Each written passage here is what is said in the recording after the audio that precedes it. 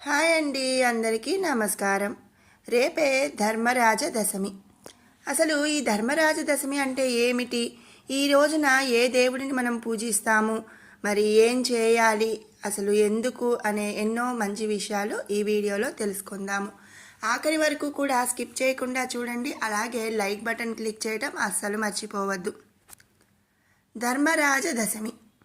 ఈ ధర్మరాజ దశమి యముడిని యమధర్మరాజునికి అంకితం చేసిన రోజు అన్నమాట.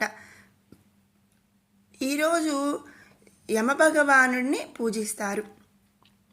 ఇక ఈ ధర్మరాజ దశమి ఎప్పుడు జరుపుకుంటాము అంటే చైత్ర శుక్ల దశమి రోజు ధర్మరాజ దశమిని జరుపుకుంటాము.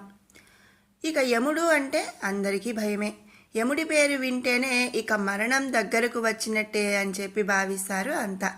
అయితే యముడు ఎంతో ధర్మబద్ధమైన వాడు. భూలోకంలో మనుషులు ఎంత తప్పులు చేసినా, దేవుళ్లను పూజించి వాళ్ళ పాపాలు పోయేట్టు ప్రయత్నాలు చేసినా కూడా యముడి దగ్గర మాత్రం ఎవరి ఆటలు సాగవు. చేసిన కర్మకు సరైన శిక్షను ఎంపిక చేసేవాడే మన ఈ యముడు.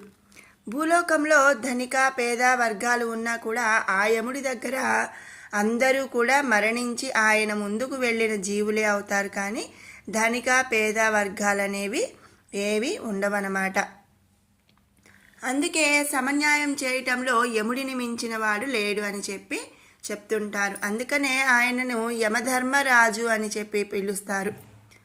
ఇక అసలు ఈ ధర్మరాజ దశమి అంటే ఏమిటి అనే విషయానికి వస్తే చైత్ర శుక్ల దశమికే ధర్మరాజ దశమి అని పేరు. ఈ దశమి రోజున యముడిని పూజిస్తే మరణ భయం తొలగిపోతుందని మన పెద్దలు అలాగే శాస్త్రాలు చెబుతున్నాయి. ముఖ్యంగా ఈ రోజున నచికేతుడి కథ వినడం లేదా నచికేత యజ్ఞం చేయటం వంటివి చేయటం వలన మరి మరణ భయం అనేది తొలగుతుంది అని చెప్పి చెప్తున్నారు. అసలు ఎవరు ఈ నచికేతుడు, ఈయన కథ ఏమిటి అనేది ఇప్పుడు తెలుసుకుందాము.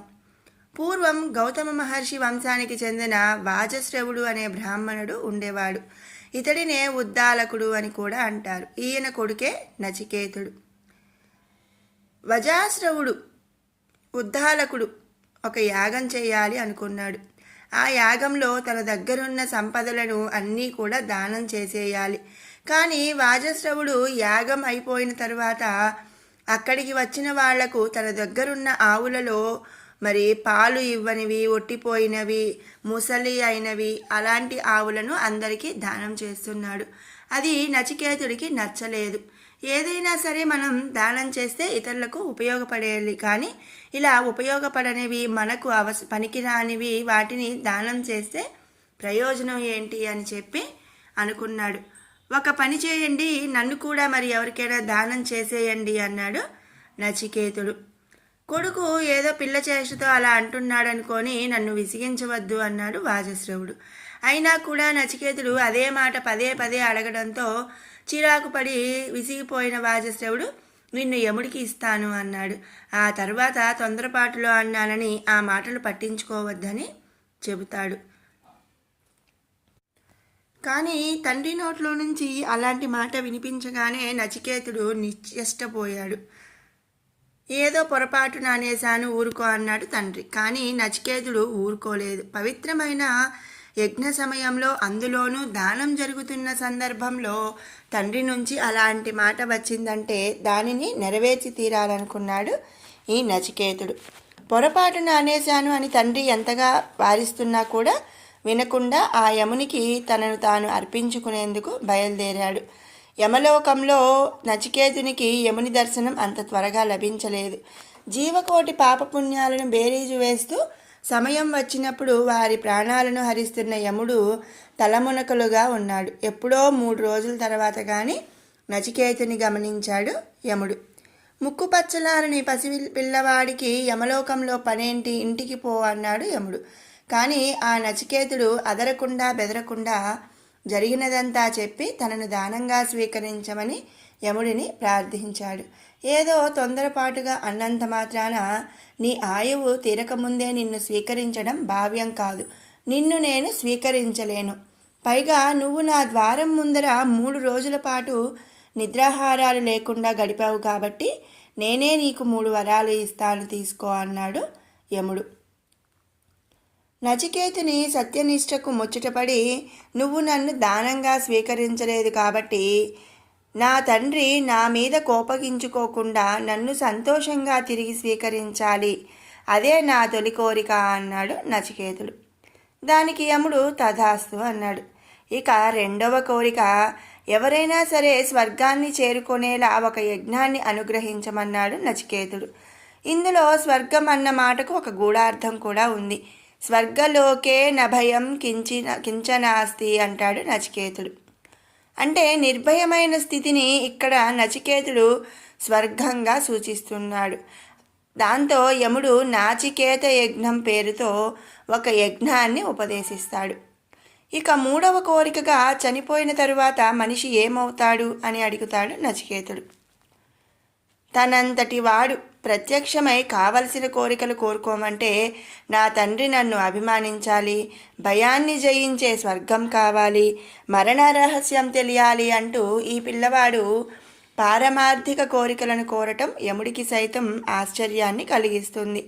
అందుకే నువ్వు చిన్నపిల్లవాడివి, అవన్నీ నీకు చెప్పినా అర్థం కావు. ఈ జనన మరణాల గురించి దేవతలకే బోలెడు అనుమానాలున్నాయి, వేరే ఏదన్నా కోరుకో, నీకు ఏం కావాలన్నా వరమిస్తాను అని నచికేతునికి నచ్చజెప్పడానికి ప్రయత్నించాడు యముడు.